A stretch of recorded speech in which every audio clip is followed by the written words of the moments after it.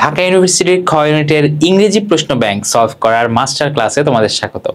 আজকে আমরা সলভ করতে যাচ্ছি 18-19 সেশনের ইংরেজি প্রশ্ন এবং এই বছর থেকেই 15টি করে ইংরেজি প্রশ্ন দেওয়া শুরু হয়। ওকে, অর্থাৎ এই বছরে কিন্তু লিখিত মার্কের লিখিত যে অংশটা আছে এটার মার্ক 20 করা হয়েছে। আচ্ছা, এই বছর থেকে আমরা কোশ্চেনের কোনো প্যাটার্নে চেঞ্জ আসছে কিনা এটা আমরা খেয়াল করব এবং চলো শুরু করা যাক আমাদের প্রথম প্রশ্ন থেকে। প্রথমে আমরা দেখতে পাচ্ছি, দেখো, the word category of format. Word category মনে রাখবা, সবসময় তোমাকে পার্ট অফ স্পিচ বা পার্টস অফ স্পিচ বলবে না, ওয়ার্ড মানে কি পার্টস অফ স্পিচ, তাই তো? কোন পার্টস অফ স্পিচ এটা একটু চিন্তা করতে হবে। প্রথমত আমাদের অর্থ জানতে হবে। অর্থ জানতে আমাদের ভোকাবুলারি এনরিচ রাখা দরকার। ভোকাবুলারির জন্য কিন্তু একটা ডেডিকেটেড প্লেলিস্ট আছে তোমাদের জন্য, 30 ডেজ ভোকাব চ্যালেঞ্জ। ওই প্লেলিস্টটা লিংক আমি কমেন্টে দিয়ে দিব। ফরম্যাট শব্দটার অর্থ হলো উস্কানি দেওয়া, ঠিক আছে?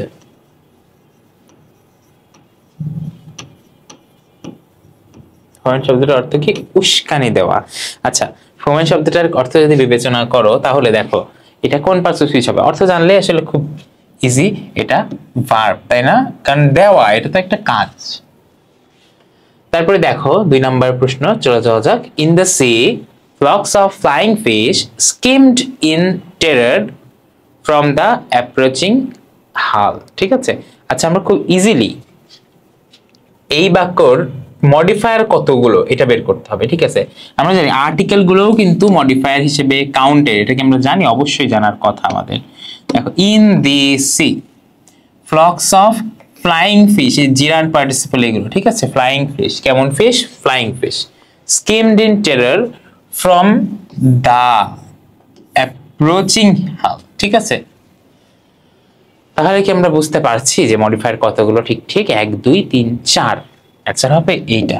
অনেক জায়গায় বলা থাকতে পারে দুইটার ক্ষেত্রে যুক্তি হলো ওরা দাকে মডিফায়ার হিসেবে কাউন্ট করে না, বাট আমি বলবো যে দাকে অবশ্যই মডিফায়ার হিসেবে কাউন্ট করো, ঠিক আছে? এরপর এটা দেখো, কোশ্চেনটা আমরা দেখি। ব্ল্যান্ডিশমেন্ট। ব্ল্যান্ডিশমেন্ট শব্দটার সাথে যদি আমরা বাংলা করি, বাংলা অর্থ গিয়ে দাঁড়ায় তোষামোদি করা, ঠিক আছে? তোষামোদি করা মানে চাটুকারিতা, ঠিক আছে? অন্য কাউকে, সিম্পল কথায় অন্য কাউকে তেল দিয়ে চলা। এই তোষামোদি করার দেখো এর রিলেটেড টু, এটা তোমাকে কিন্তু সিনোনিম চাইনি, এটা রিলেটেড টু কোনটা? দেখো, হানিড ওয়ার্ডস, অ্যাবিউসিভ ওয়ার্ডস, ডিক্লামেটরি স্পিচ, মডেস্ট রিপ্লাই। দেখো এই তিনটার কোনোটাই অ্যাবিউসিভ বা ডিক্লামেটরি অথবা মডেস্ট কোনোটাই কিন্তু তোষামোদি করার সাথে সম্পৃক্ত না। একমাত্র প্রথম যেটা দেখতে পাচ্ছ, হানিড ওয়ার্ডস মানে মিষ্টি মিষ্টি কথা দিয়ে ভোলানো, ঠিক আছে? এইটা কি তোষামোদি করার সাথে একটু রিলেটেড না? তোষামোদি যারা করে তারা কি করে? একটু তেল দিয়ে মিষ্টি মিষ্টি করে কথা বলে, সুসম্পর্ক তৈরি করতে চায়। বেসিক্যালি ওই ব্যাপারটাই তোমাদের এটা রিলেট করতে বলেছে। দেখো নেক্সট কোয়েশ্চেন। এ পর্যন্ত কিন্তু খুব ইজি কোয়েশ্চেন আমরা পেলাম। ইজি, তুমি যদি নর্মাল ইংলিশ ল্যাঙ্গুয়েজ সেন্স দিয়ে পরীক্ষা দাও, এ পর্যন্ত কিন্তু যে প্রশ্নগুলো ছিল এগুলো উত্তর করতে পারতাম। Dreams are disguised fulfillments of repressed wishes, ঠিক আছে? Disguised fulfillment of repressed wishes. Repressed wishes যদি আমরা চিন্তা করি, দেখো এখানে প্রশ্নটা হলো the best synonym for the underlined word হলো repressed, মানে repressed wishes। repressed শব্দটার অর্থ দমিয়ে থাকা, এটা মনে রাখবা, দমে থাকা ইচ্ছা, ঠিক আছে? এই যে দমে থাকা ইচ্ছা, একটু চিন্তা করো, তোমাকে কিন্তু এখন অপশনগুলো দেখতে হবে যে বেস্ট সিনোনিম কোনটা।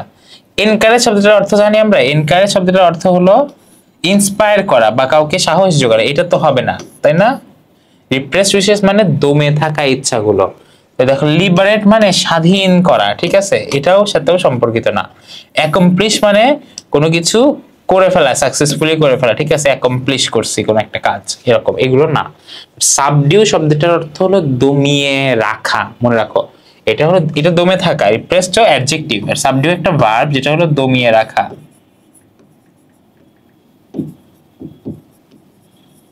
সো বুঝতে পারতেছি এই অপশনগুলোর মধ্যে এই নাম্বারটা সবচেয়ে ক্লোজেস্ট অ্যান্সার, তাই তো? এবার দেখেন আমরা পরের প্রশ্নটা যাই। The gist of the poem I died for beauty, ঠিক আছে? তৎকালীন কিন্তু বইয়ে এই পোয়েমটা ছিল, ঠিক আছে? এমিলি ডিকিনসনের কবিতা, খুবই ফেমাস কবিতা। এইটা কিন্তু ছিল। এবং এই কবিতার জিস্টটা কি জানো? এই কবিতার জিস্ট ছিল beauty is truth, truth is beauty. এই কবিতাটা আমরা এখন পড়ি না, কিন্তু এই কবিতাটা কিন্তু এখন আমাদের খুবই নেসেসারি ছিল ওই টাইমে। বাট এই কবিতা এখন মানে কোশ্চেন ব্যাংক সলভ করতে গিয়ে এটা মুখস্থ করতে হবে, ব্যাপারটা এরকম না। বাট তোমার বইয়ের প্রতিটা কবিতা এবং ওইগুলোর জিস্ট কিন্তু তোমার লাগবে। তারপরে দেখো, the apostrophe is placed correctly in, খুবই ইম্পর্টেন্ট কোশ্চেন। ঠিক আছে, আমরা বড় হয়ে গেছি বাট আমরা অ্যাপোস্ট্রফির প্রপার ইউজ জানি না। ঠিক আছে, আমরা জানি যে কোনো পজিটিভ বা অধিকার সত্তা বোঝাতে আমরা অ্যাপোস্ট্রফ ইউজ করি, তাই না? যেমন প্যারেন্টস, হোম, টাউনস, পশ এরিয়া। ধরো শহরের পশ এরিয়া, পশ মানে অনেক কি উন্নত বা একটু মানে এলিগেন্ট টাইপ ব্যাপার। ঠিক আছে, ধরো এই যে টাউনস, আমি কিভাবে লিখলাম টাউনের, ঠিক আছে, এখানে দিয়ে এস লিখলাম, এইটা ইজ ওকে। দেখো টাউনস এটা কি ঠিকঠাক আছে। ঠিক আছে, আমি বললাম রহিমের, রহিমস, রহিমের মা, ধরো রহিমস মাদার, তাই না? এগুলো কি ওকে। দেখো এইটা তখন ওকে যখন এই যে যার সম্পর্কে লিখতেছো তার রূপটা সিঙ্গুলার। ঠিক আছে, ততক্ষণ পর্যন্ত ওকে যখন এই যে রহিম, টাউন, এই ওয়ার্ডগুলো সিঙ্গুলার। তুমি যখন প্লুরাল কোন একটা নাউনের এরকম অধিকার সত্তা বোঝাচ্ছ, ধরো গার্লস স্কুল, ঠিক আছে, গার্লস স্কুল, এই দেখো গার্লস স্কুল, এটা কিন্তু কোন একটা একজন মেয়ের না, তাই না? যেমন রহিমের মা, ওটা রহিমেরই একজন, ইউনিক ভাবে রহিমের মা। বাট গার্লস স্কুল যখন বলতেছো তখন অনেকজনের, যেহেতু তখন এস এর পরে হবে অ্যাপোস্ট্রফিটা। ঠিক আছে, গার্লস স্কুল, বয়েজ। ঠিক আছে, সো এস এর পরে কখন অ্যাপোস্ট্রফি হবে এবং এস এর আগে কখন অ্যাপোস্ট্রফি হবে, এটা কিন্তু খুবই গুরুত্বপূর্ণ আমাদের জানা। দেখো প্যারেন্ট, এটা কিন্তু একটা প্লুরাল নাউন। ঠিক আছে, my parents home, so parents এর সাথে আমরা কি এস এর পরে অ্যাডজেক্টিভ মানে অ্যাপোস্ট্রফি আছে এমন একটা নেব। Parents home is in one of the town, এইটা ঠিক আছে বাট এটা ভুল। My parents home is in one of the towns posh areas, এটা একদম ঠিক পুরাটাই। দেখো বাকিগুলোতে ভুল আছে কোনো না কোনো। মাই প্যারেন্টস হোম এটা ভুল, টাউনস এটাও ভুল, তো মাই প্যারেন্টস হোম এখানে কিছু ইউজ করে না, এটাও ভুল। ঠিক আছে, এই মাত্র বি নাম্বারটা হবে কারেক্ট অ্যান্সার। আমরা বুঝছি যে সিঙ্গুলারের ক্ষেত্রে অ্যাপোস্ট্রফি কি রকম ভাবে ইউজ করব, অ্যাপোস্ট্রফি এই জায়গায়, ঠিক আছে, এই জায়গা। আর এটা হলো প্লুরালের ক্ষেত্রে। এটা খুবই ইম্পর্টেন্ট একটা শেখার মতো বিষয়। Progress is the antidote to stagnation. Stagnation একটা প্রবলেম, সেটা হলো কি জানো? স্ট্যাগনেশন মানে আটকে থাকা, আটকে থাকা। ধরো কোনো জাতি একদম 50 বছর এক যে অবস্থা ছিল সেই অবস্থায় আছে, কোনো ইনোভেশন নাই, কোনো ডিসকভারি নাই, এটা হলো স্ট্যাগনেশন একটা পিরিয়ড। ঠিক আছে, যে কোনো প্রজেক্টে, সায়েন্স প্রজেক্টের হতে পারে স্ট্যাগনেশন অবস্থা। এবং এর অ্যান্টিডোট কি জানো? অ্যান্টিডোট হলো বা এর সমাধান হলো প্রোগ্রেস। প্রোগ্রেস মানে এগোনো। ঠিক আছে, এগোনো বা সামনের দিকে উন্নতি বা এগোনো। ঠিক আছে, এখানে এই দুইটা একে অপরের কি বলতো, একটা হলো আটকে থাকা আর একটা হলো এগোনো। এই দুইটা একে অপরের বিপরীত শব্দ আমরা জানি, কিন্তু এখানে দেখো কয়েকটা ব্যাপার লিখে অনেক কনফিউজ করার চেষ্টা করেছে। আমরা জানি বিপরীত শব্দের ইংলিশ অ্যান্টোনিম নিঃসন্দেহে দাগিয়ে দিব। হোমোনিম জিনিসটা কি? হোমোনিম জিনিসটা মনে রাখবা যেগুলোর স্পেলিং সেম, যে ওয়ার্ডগুলোর spelling same but meaning different.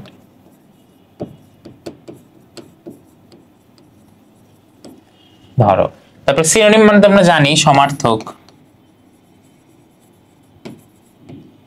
Antonym কি? বিপরীত। এরপরে দেখো হাইপোনিম। হাইপোনিম একটু অন্য টাইপের বিষয়। এটা হলো কি রকম, ধর আমরা কাটলারি বলি না, কাটলারি বলে থাকি যে চামচ, চামচ, গ্লাস এগুলোকে। বাট কাটলারির চেয়েও অনেক বেশি কমন কোন ওয়ার্ড ইউজ করতে পারি, সেগুলো হলো স্পুন। ঠিক আছে, স্পুন, গ্লাস, প্লেট, এইটা হলো হাইপোনিমের মানে ইউজিং পপুলার টার্মস। ঠিক আছে, পপুলার অথবা লোকাল টার্মস।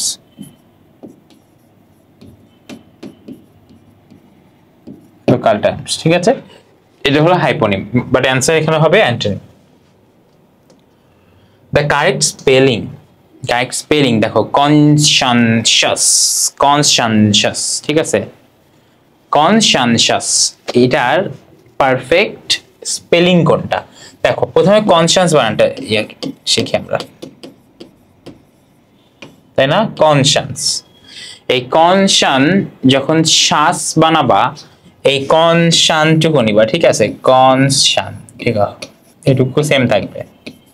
তারপরে শ্বাস, শ্বাস বানান আমরা জানি এইটা। দেখো তো এইটা কোনটা মেলে? এইটা মিলে হলো এই যে আপনাদের, তাই না? এই নাম্বার বাদে কোনটা মেলে না, সো এটা হবে correct answer. Two keep an eye on, কারো উপরে চোখে চোখে রাখা মানে কি? আমরা বলি না যে আমার এই রহিম ছেলেটারে চোখে চোখে রাখতে হবে, সেটার অর্থ কি? সেটার অর্থ পার্টিকুলারলি হলো তার দিকে নজর রাখা। মানে টু কিপ কাম এটা হবে না, শান্ত রাখার ক্ষেত্রে এটার কোনো সম্পর্কিত না। তারপর be, to be active, active হওয়া না। To observe, yes to observe. To look, শুধু তাকানো, ওই কি to keep an eye on না, তাকানো না, এটা হলো নজরে রাখা, মানে অবজার্ভ করা কাউকে, ঠিক আছে? তারপরে দেখেন she can easily get along with others। আচ্ছা, get along with others এই ব্যাপারটা আমরা খুবই কমনলি, মানে অনেক পপুলার একটা ফ্রেজ, মানে আমরা বলি যে I cannot get along with them, মানে কি? আমি তাদের সাথে খাপ খাইয়ে নিতে পারছি না। এটা হলো get along, মানে কারোর সাথে নতুন একটা পরিবেশে, ধরুন নতুন মানুষের সাথে you can get along মানে হলো অ্যাডজাস্ট করা, ঠিক আছে?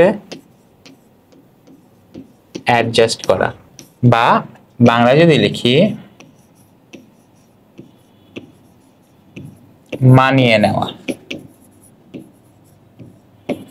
ওকে, এই যে মানিয়ে নেওয়া, দেখো কোনটার সাথে মেলে, মিনিং কি? ওয়ার্ক না, অ্যাডজাস্ট লিখে দিয়েছি অলরেডি, ইয়েস অ্যাডজাস্ট। অ্যাকম্পানি না, অ্যাকম্পানির সাথে একটু কনফিউজ হতে পারে, এটা না, ঠিক আছে? স্টেও না। সো এখানে উত্তর হবে অ্যাডজাস্ট, মানিয়ে নিতে পারে, নতুন ফ্রেন্ডদের সাথে, নতুন মানুষের সাথে কি খাপ খাইয়ে নিতে পারছে, এরকম। তারপরে দেখো find the appropriate antonym of malice. আচ্ছা, আমরা জানি, দেখো friendship to all, malice two নান, এই জিনিসটা আমরা ছোটবেলা থেকে পড়ে আসছি, তাই না? সবার প্রতি বন্ধুত্ব এবং কার প্রতি মানে আমরা কি অফেন্সিভ হব না, বা অ্যাটাকিং হব না, বা হিংস্র হব না। এই যে ম্যালিস শব্দটা, এটা একটা নেগেটিভ ওয়ার্ড, নেগেটিভ একটা ফিলিং, ঠিক আছে? ফ্রেন্ডশিপের ঠিক উল্টা অনেকটা। দেখো বিটারনেস, এটার অ্যান্টোনিম চাইছে বা বিপরীত শব্দ চাইছে। বিটারনেস মানে কি জানো? তিক্ততা। বিটারনেস শব্দটার অর্থ কি? তিক্ততা। অ্যানিমোসিটি মানে শত্রু ভাবাপন্ন, ঠিক আছে? ভাবাপন্নতা মানে অ্যাবস্ট্রাক্ট নাউন হিসেবে দেওয়া আছে। ম্যালেভোলেন্স, দেখো ম্যালেভোলেন্স মানেও তিক্ততা, বা কারোর সাথে একদম একটা টেন্সফুল সিচুয়েশন। কাইন্ডনেস, দেখো এই ওয়ার্ডটার মধ্যে থেকে একটা আলো ছড়াইতেছে, কাইন্ডনেস, তাই না? ম্যারেজের সাথে যেটা একদম অ্যান্টোনিম, দয়া আর হিংস্রতা, ঠিক আছে? ওকে, দেখো তারপরে আমাদের যে ওয়ার্ডটা দেখতে পাচ্ছি, the verb form of the noun humanity. এইটা নাউন, ঠিক আছে? হিউম্যানিটি যেটা দেওয়া আছে তোমাকে, এটা কিন্তু অলরেডি কি নাউন বা মানবতা। এটার ভার্ব ফর্ম কি? কাউকে তুমি মনুষ্য ভাবাপন্ন করে তুলছো, মনে রাখবা। তুমি কারো মধ্যে ধরো কাউকে মানুষ বানাইতেছো, কাইন্ড অফ এরকম। মানুষ তো আসলে জন্মগতভাবে শারীরিকভাবে মানুষ, বাট তুমি মনুষ্য ভাবাপন্ন বানাচ্ছ। এই ভার্বটার নাম হলো হিউম্যানাইজ, ঠিক আছে? হিউম্যানাইজ। দেখো হিউম্যান তো এটা তো নাউন হচ্ছে, হিউম্যান, ঠিক আছে? এটাও না। হিউম্যানিটারিয়ান, এটাও কিন্তু হিউম্যানিটারিয়ান, এটা অ্যাডজেক্টিভ, ঠিক আছে? সো এই হিউম্যানাইজ এটা কিন্তু ওয়ার্ড ফর্ম বা স্ট্রাকচার দেখো তোমার বোঝার কথা, এই লাস্টেরটাই শুধু ভার্ব, অন্যগুলো কিন্তু ভার্ব না। তারপরে দেখো he question softly why I failed, এটা তোমাকে ইনডিরেক্ট ভাবে দেওয়া আছে, তাই না? তোমাকে ডিরেক্ট স্পিচে আনতে হবে। Change this sentence into reported speech, বা ডিরেক্ট স্পিচে তোমাকে এটা আনতে হবে। দেখো why I fail, he questioned softly। আচ্ছা, question softly তো শুরুতে সেম থাকবে। why did you fail, ঠিক আছে? এখানে দেখো why did you fail past perfect যদি থাকে এর মধ্যে, why I had failed হইতো, নিয়ম অনুযায়ী আমি সবগুলো লিখে দিই, ঠিক আছে? did you fail থাকলে আমি রিপোর্টেড বা ইনডিরেক্ট স্পিচে I had failed লিখতাম। why did I fail, I দেখো এখানে I হবেই না, কারণ এটা আমি আমার সম্পর্কে বলছি, ঠিক আছে? why I failed মানে আমাকে জিজ্ঞেস করছে, মানে ইউ বলছে। I যেগুলোতে আছে এগুলো আগেই বাদ, ঠিক আছে? আমি একটু তোমাকে অ্যাডভান্স লেভেলে কিন্তু বলাচ্ছি, একদম ভেঙে ভেঙে করাইতেছি না, কারণ ন্যারেশন আমরা ছোটবেলা থেকে এইচএসসি থেকে পড়ে আসছি। মানে আই এখানে নাই, ঠিক আছে, এ আর সির মধ্যে মানে comparison. Why did you fail, why have you fail. এখানেও ইভেন মজার ব্যাপার হলো, এখানেও যদি রিপোর্ট রেসিপি যেতাম আই হ্যাড ফেইলড আসতো। সো এখানে there must be something in the কোয়েশ্চেনে কোনো একটা ভুল আছে। এখানে হওয়া উচিত ছিল আই হ্যাড ফেইলড, ঠিক আছে। বাট তোমাকে অবশ্যই এইটা ইউজ করা বেটার, ঠিক আছে। এখানে এটা প্রেজেন্ট টেন্সে ছিল তো, সো প্রেজেন্ট টেন্স আসলে অত টেন্স মেইনটেইন না করলেও অ্যাটলিস্ট টেন্সটা চেঞ্জ হয়েছে। মানে উনি আমাকে আগে জিজ্ঞেস করছিল যে তুমি ফেল কেন করছো, তুমি এখন পরে এসে বলতেছো যে উনি আমাকে জিজ্ঞেস করছিল আমি ফেল কেন করেছিলাম, বুঝতে পারছো? সো আমি হলে অ্যান্সার সি দিতাম, বাট তুমি বুঝতেছো আসলে এখানে স্ট্রাকচারাল কিছু ফল্ট আছে বা কনফিউজিং ব্যাপার আছে। এখানে যেহেতু হ্যাড দেওয়া নাই, এটা লিখে লাভ নাই। সো যেহেতু পাস্ট ইনডিফিনিট টেন্স দেওয়া আছে, সো তোমাকে প্রেজেন্ট পারফেক্টে লেখাটা বেটার, ঠিক আছে। যদিও প্রেজেন্ট পারফেক্ট থাকলে তোমার আই হ্যাড ফেইল লেখার উচিত ছিল। তারপরে দেখো, Meena's lovely voice was music to our ears. আমাদের কানে মিনার ভয়েস কি ছিল? মিউজিক বা সুর ছিল বা গান বাজনার মতো ছিল। আচ্ছা, এটা কি সম্ভব? মিনার ভয়েস তো কথা বলা নর্মাল, আর সুরের কথা বলছি, ভয়েস কি কখনো সুরের মতো হতে পারে? তুমি একটা জিনিসকে একটা অসম্ভব কিছুর সাথে একদম বলে দিলা যে এটা হলো এই জিনিস। ধরো আমি বললাম যে তোমার মুখটা তো একটা চাঁদ, আসলে কি তোমার মুখটা চাঁদ? তাহলে কিন্তু এটাকে কি বলবো?